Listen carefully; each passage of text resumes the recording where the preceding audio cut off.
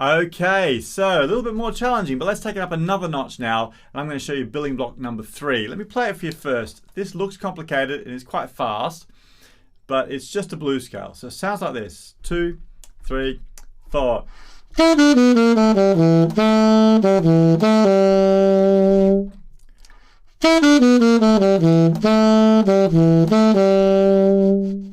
Now you could do it up the octave too.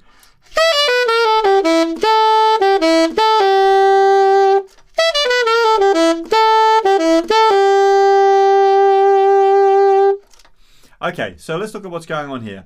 We're starting on a C sharp, and we're doing 4 16th notes or semiquavers straight down the blues scale. C sharp, B, G sharp, G natural. Then we're going F sharp, E down to C sharp. So da da da da da da da da da da da da da da D D da.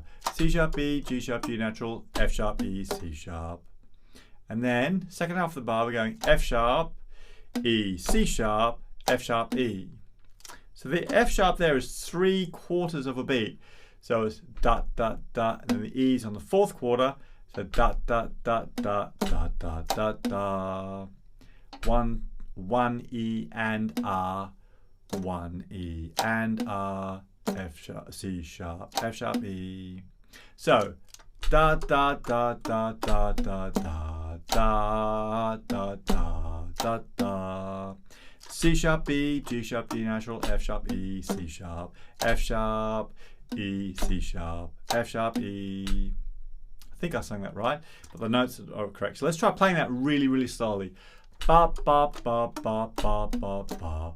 1 E and 2 E and 3 E and here we go.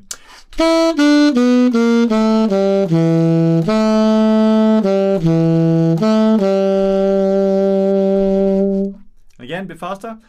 Ba ba ba ba ba ba ba. Ready? Go. A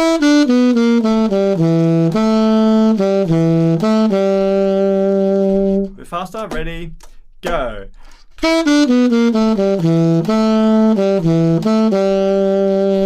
One more time. And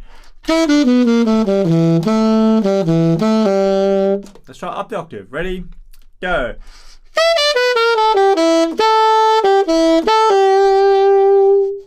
Okay, so have a quick look at that.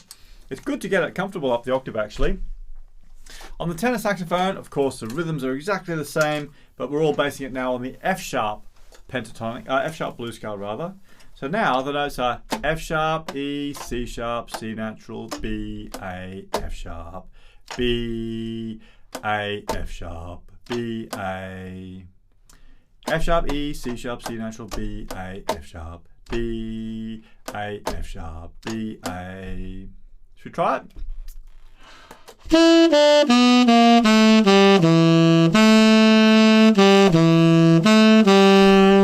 A bit faster. And again.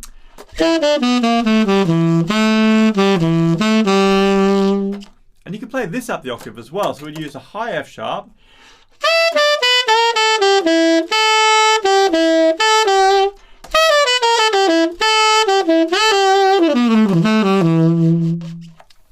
Okie dokie. So, block number 3. Let's have a jam with this now. I'm going to pop the track on again, and I'll go first. I'll play that building block number 3 at the start of my 4 bars, and then I'm going to use that as inspiration for improvising for the rest of the 4 bars, and of course drawing on my blues scale in general. Then it'll be your turn, backwards and forwards. Just remember to keep it as simple as possible. Listen to what I'm doing for some inspiration, but most importantly, let's keep it really rhythmical. See if we can get a good feel in there without it being too complicated. Okay?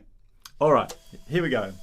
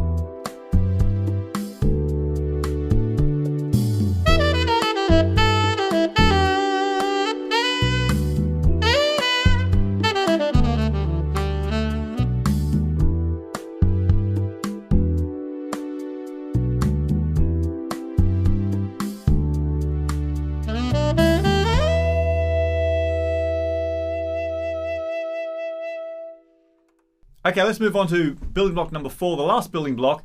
And this, again, draws some inspiration from the solo. On the alto, this actually goes into the altissimo, but on the tenor, we're in the normal range. I'll show you the alto notes in a second, but first, let me show you the tenor building block. I'll play it for you first. It goes like this. 1, 2, 3.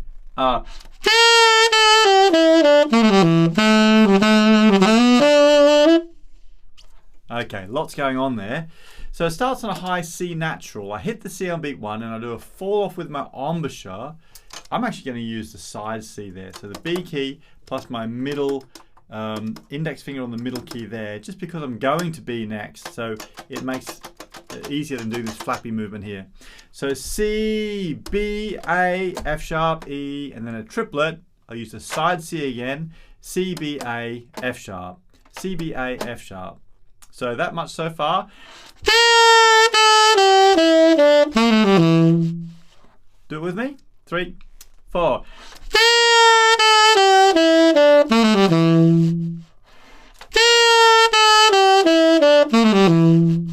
Okay, and then the second bar is B, A, C sharp, E, F sharp. B, A, C sharp, E, F sharp. Should we play it?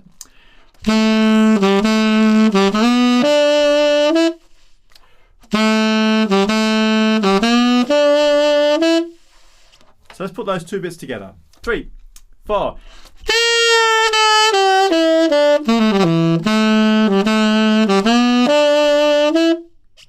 Okay, that's the idea. Well, keep practicing that. Let's look at those notes on the alto saxophone. So now I'm going to show you it down the octave first of all, and then we'll look at the altissimo, okay? So if we do it down the octave, it's going to start on an octave G natural. So just normal G.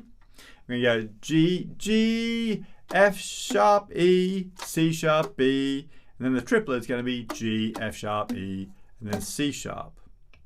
So really slowly. Do you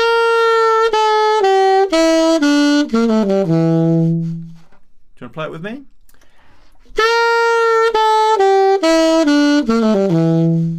And again.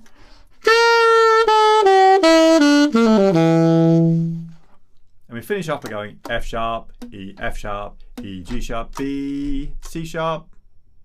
So F sharp, E, G sharp, B, C sharp.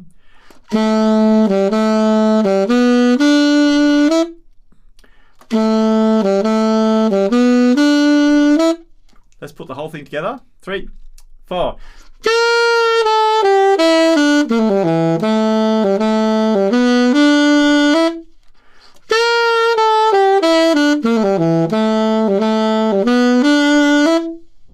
Okay, so let's try playing that up the octave now.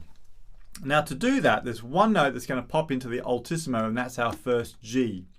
Now there's lots of different ways to play G, but I find the way that works best on alto saxophone is to use this fingering. So I've got my octave key on, I've got my first finger, my third finger. Okay, so it's like a forked movement like that. Okay, 1, 3. I've got 1 and 3 with my right hand as well. And I'm also pressing down this key, the B flat key, the bottom side key, with my right index finger like there. Okay, so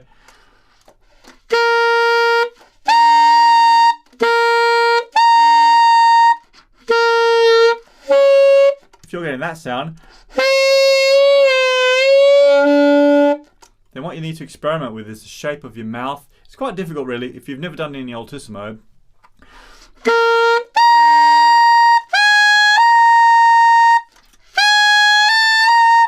A good way I find to get to that G is to start with the front F, so C, and the spatula key there for F, and the octave key. F to F sharp, we add this key on down here, and go from there to there. So the F sharp to that forked fingering. So we leave on our octave key, we leave on this, but we go from the C and the spatula key here to that, and from here we add those ones. So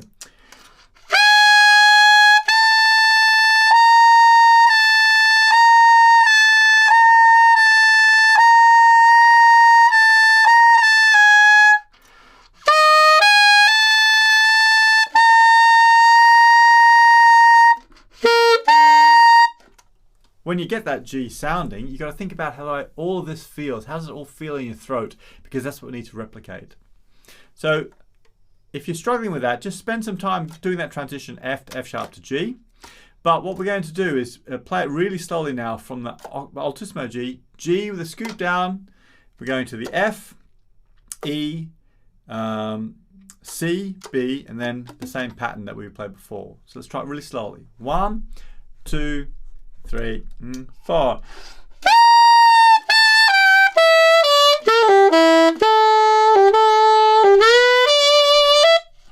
And again.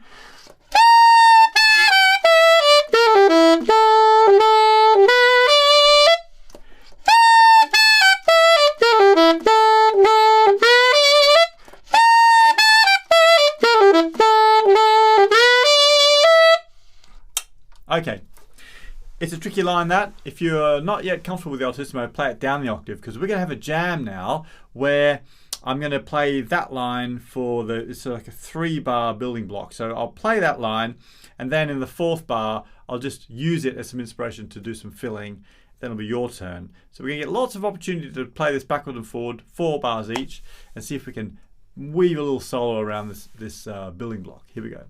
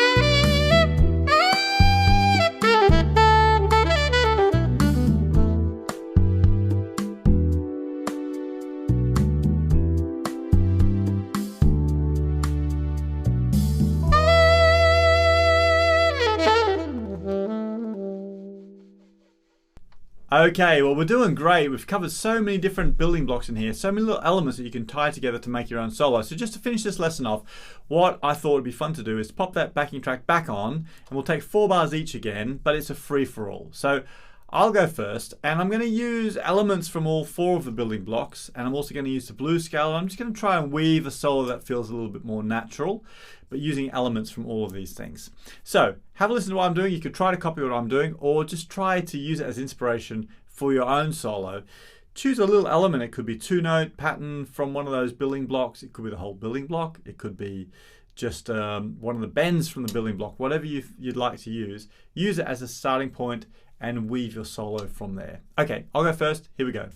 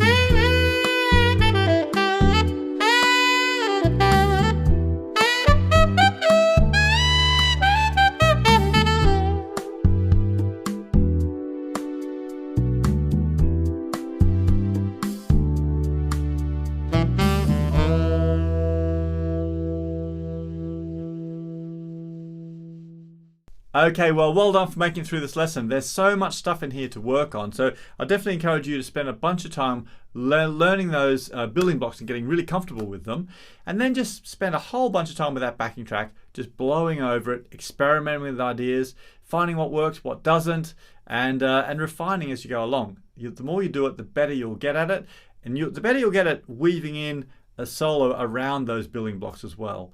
So it's a great challenge, but you need to spend some time doing it. So have some fun with that. Let me know in a comment below if you enjoyed this type of lesson, or if you'd like to see more lessons like this.